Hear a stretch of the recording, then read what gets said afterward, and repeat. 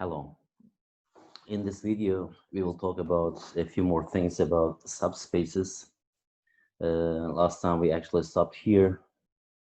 So, theorem 3.20, it says that let B be any matrix that is row equivalent to a matrix A. Then row space of B equals row space of A.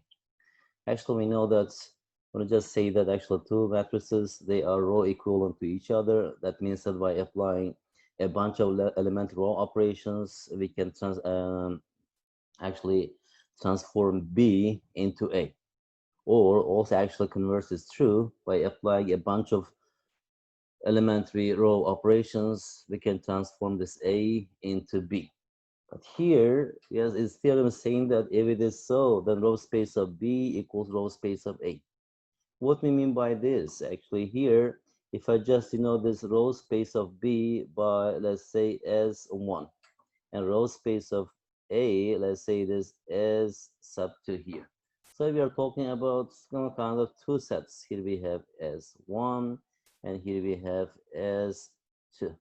And now here we are claiming that this S1 is equal to S2. And what we mean by S1 equals S2, I mean in sets. That means that here, to prove that S1 equals S2, we should show that S1 is proper subset of S2, and if S2 is proper subset of S1, this implies that then S1 is equal to S2. And also by saying that S1 is proper subset of S2, or S2 is proper subset of S1. That means that if you just pick any element from S1, if that thing is also, if this implies that also this X is the element of S2, this means that S1 is proper subset of S2. Or if you just pick any elements from S2, if this is at the same time, it is the element of S1, that means that S2 is the proper subset of S1. That means that since every element of S1 is the element of S2, and every element of S2 is the element of S1 at the same time, that means that actually these two sets contain exactly the same elements, the same number of elements, and everything actually the same. That means that these two sets are equal. So now we know that the matrix A, we just get back to our theorem, the matrix A can be transformed into B by a bunch of elementary row operations. So consequently, the rows of B are linear combinations of the rows of A. Hence, the linear combinations of the rows of B are linear combinations of the rows of A. That means that if you just pick here, right? So here, that means that by applying a bunch of elementary row operations on A, we can get B means if you just pick any row of matrix B here, right? Actually, it is at the same time, actually, or if you just pick any row from S1, we can write it as a linear combination of S2. So that means that row space of B is proper subset of row space of A. On the other hand, reversing these row operations transforms B into A, right? Also, if we just apply a bunch of elementary row operations on B, we can get A. So that means that also we can say that then row space of A is proper subset of row space of B. Which means that now combining these two things, these two results, actually we have then row space of A or B is equal to row space of A, right? Because here once again, what are the elements of this S1? The elements of S1 are the rows of matrix B. And how about the elements of S2? S2 is, what is it? Row space of A. And we just say row space of A, we know that it is a set which is spanned by the rows of B. And we say row space of A, it is the set which is spanned by row space of A. That means that here, if you just pick any element from S2, you can write it as a linear combinations of the rows of A. right? Similarly, also if you just pick any element from S1, which is row space of B, we can write it as a linear combination of B. Okay, and also actually here we are claiming that if you just pick any element from S1, we can write it as a linear combination of the rows of A, and also if you just pick any element from S2, we can write it as a linear combinations of, what is it, rows of B. That implies that the row space of A equals row space of B. Okay, here actually I need to write here B. Okay, these two sets are exactly the same. So now there is another important subspace that we have already encountered when we talk about homogeneous linear systems. So the set of solutions of a homogeneous system of linear equations. It is easy to prove that this subspace satisfies the three subspace properties. Let A be an m by n matrix, and let n be the set of solutions of the homogeneous linear systems. Ax equals 0. Then n is a subspace of Rn. So here also we are talking about our n-dimensional space, let's say Rn. All vectors that has n components, they are here. And here inside this, we have a kind of set here. Let me just denote this by n. Okay? And we are given that here because it says we are talking about, what is it? The solutions of this homogeneous system. So now they are all here in n. So this n contains all the solutions, means that if you just pick any vector, let's say x sub 0, that's a vector, from n, it satisfies this equation, a times x sub 0, that is equal to 0. Okay? Now here, you should not get confused here, this a, let's say, what is the order of A? It is m by n matrix. And then how about this x sub 0? To be able to multiply this one, the order of this matrix is n by 1. And we are multiplying n by 1, n by n matrix by n by 1 vector or matrix, right? So the resulting matrix, this 0 actually, this 0 belongs to the space Rm. Okay, now we have to show that like we are claiming that, okay, this living here, actually also it forms a subspace of this Rm. We have to show that this n forms a subspace of Rm. To do this one, we have to show that all the properties, right, 1 to 3, it actually they hold for n. So the first one, we have to show that actually it contains 0 element. And we know that if you just pick 0 element, 0 vector from Rn, right?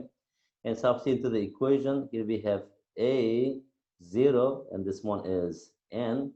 And we know it's just 0 vector. If you multiply by matrix A, the result is 0 here. That is 0 m. M means actually, I'm just to emphasize that this 0 is taken from n-dimensional space. This 0 is taken from n-dimensional space. Okay? So since it satisfies the first property, the first condition is done. Now, what is the second property? It says that we have to show that this set, this n, right? We have to show that it is closed under addition. So that means that if you just pick any two vectors, let's say u and v from n, these are vectors, and I have to show that, and also their sum actually stays in n. And since actually this u and v is taken from n, and what is this m? We know that this m contains all the solutions of this homogeneous system. So if you put actually this into the equation, here we'll have au plus av. And this AA, using the property of matrix, I can just take this A out. Here we have U plus V, right? And here we know that this AU is equal to 0 because this U is the element of n. And all the vector from n, actually, if you just, it satisfies this equation, that's why it's equal to 0. And how about this one? Also is equal to 0. And here on the right hand side, 0 plus 0, here we have again 0 vector. Actually, this 0 is from Rm, right? And since A times something is equal to 0, that means that U plus V also satisfying this equation. That means that this forces that allows U plus V it must be in N. It must be an element of N. Why? Because all the solutions actually of this homogeneous system, they are in N. Any vector, if you just pick from outside this N, it does not satisfy this equation. Since U plus V is satisfying this equation, that means that U plus V must be in N. And how about the third property? We have to show that if you just pick any vector from N, and if you just pick any scalar, right, let's say this C and a scalar, I have to show that also the product is in N. That's the third property of the subspace, I mean, for the set to be a subspace. So from here, we can show that here, A times CU. I have to show that it's also the solution. So again, by using the property of matrix, this is just constant. I can just take this out. Here we have C times here we have matrix A times vector U. And AU, it's taken from N. That means that it is one solution of the homogeneous system. So A times C is equal to 0. Here we have C times 0 vector, which is equal to 0 vector here. Okay, so when I just put bar, it looks weird. So you should understand that the 0 is a vector. It's not a scalar. It's also a vector. Right? So now we have shown that actually all three properties hold here. That means that the set of all the solutions of this homogeneous system AX equals 0, that is a subspace of n-dimensional space. So now actually it deserves to have a special name. So let's just attach a special name to this. So let A be an M by N matrix. So the null space of A is the subspace of Rn consisting of solutions of the homogeneous linear system AX equals 0. It is denoted by null of A. That is N actually. We are just denoting by null space of A. We are just calling it a null space of A. What is null space of A? It's a subspace of Rn, and it contains all the solutions of the homogeneous system that AX equals 0. Okay. So now, using this fact, actually, earlier we actually had one theorem, but we didn't prove this. So we will talk about this theorem, and after that, I will finish our video. In our next video, we'll talk about bases. So now we studied this theorem in chapter 2 without proof, but here we're going to prove this. So let A be a matrix whose entries are real numbers. This one is a matrix. For any system of linear equations, AX equals B, exactly one of the following is true. There is no solution. There is a unique solution. There are infinitely many solutions. Actually, when you just have a look at this, you may feel a bit confused, because now you may be asking yourself, what am I going to prove here? But here, as you see here, actually, when you're just solving system of linear equations, you did a lot of equations. We know that we have a lot of equations. It has one solution, and also we know that a system may not have a solution, right? And also you did a lot of examples when we have at least one independent variable in the solution of the system, it has infinitely many solutions. And also we never face that this system has maybe 2 solutions or 3 solutions, or in general even finitely many solutions. We have never actually witnessed such case. So now here we are just going to prove this. By saying this one, we are saying that the system cannot have 2 or 3 or finitely many solutions. If it has no solution, or if it has, I mean that if the first one is not the case, if the second one is not the case, there's no solution. No, I know that actually it has a solution, and there's a unique solution. No, I know that it has more than one solution. Then the third one is the case. I have to show that then it has infinitely many solutions.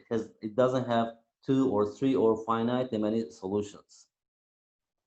If the system actually AX equals B has either no solutions or exactly one solution, okay, we are done now. So now suppose that there are at least two distinct different solutions of AX equals B. So now I'm going to show that actually if first one is not the case, second one is not the case, now I'm going to show that third one is the case. We don't have any other case. Now we just suppose that, let's write here, proof. Suppose that it has two different solutions. Let's say x1, these are vectors, and x2, okay, they are not equal, but they satisfy the equation here. Here we have ax1 is equal to b, and a times x2 also is equal to b. Maybe I can just write these 3 bars. That means that identically equal, right? They're exactly equal to this. That means that if you just substitute x1 and evaluate this, we will get vector b. And also substitute x2 here and multiply a by x2, we get vector b, right? Since actually x1 is not equal to x2, right? And if I just substitute here, let's say ax1 minus ax2, which is equal to ax1 minus ax2, that's equal to b, that's equal to b, and here we have b minus b. On the right hand side, we have 0 vector. So now using the property of matrix, I can factorize it. So here we have a times x1 minus x2, that's equal to 0. It's not an equation, it's an identity here. Actually, we got the solution, and we are just substituting here, verifying that that thing, x1 minus x2, it is a solution. Since here, a times x1 minus x2 is the solution of the system, right? And also x1 is not equal to x2. Let me just denote this by x sub 0. Let's say x sub 0 equals x1 minus x2. Okay. So now if you substitute here, what we have here, a times x sub 0 is equal to 0. And that means that actually if the system has solution, let's say all are here, actually it has all solutions here, and we know that this n, right, all the solutions of this homogeneous system, because here we have homogeneous system, what is it? It forms a subspace, right? And since a subspace, we know that it is closed under addition, right? And also under multiplication by a scalar.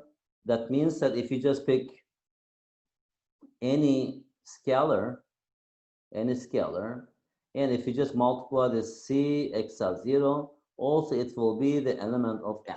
Why? Because we can show here that we know that a times c x sub 0 and c times a x sub 0. What is a times x sub 0 is equal to 0. C times 0 vector here, that's equal to, here we have 0 vector. Maybe from different dimensions, but the result is a 0 vector, 0 vector. So what is c? C is any scalar, right? So that means that here it has infinitely many solutions here, right? So if x sub 0 is one solution, then the system has infinite solutions. And that means that this x1 minus x2 is not a single number. It has a lot of different possible answers, right? Now, since it has infinite many solutions, if you just check this one. Now let's say, consider the vectors of this form. Now let's say, what kind, actually this vector x1 plus c times x sub 0, okay? Now if you just consider this and substitute into our original equation, a, and here we have x1 plus c x sub 2, x0, which is equal to a times x1 plus c times x sub 0, right? And now this a times x1, we assume that x1 is a solution, that's equal to 0, 0 vector, plus a times x sub 2 from here also is equal to 0, c times 0 is equal to 0, here we have 0 vector, that's equal to 0 vector. So that means that, no. Okay. Here we have a times x1, that's equal to b, right? Because from here, a times x1 equals b. So b plus 0, so that's equal to b. So since actually this is satisfying this equation, that means that this x1 plus c times x sub 2, x sub 0, that is the solution of the given equation. And how many such vectors do we have? Since C is arbitrary, right? Actually, it just varies through the set of all real numbers. That means that how many such vectors we have? We have infinitely many vectors, right? Therefore, there are infinitely many solutions of the equation ax equals b. So this ax equals b, it has infinitely many solutions. So that is the proof of this theorem. Thank you.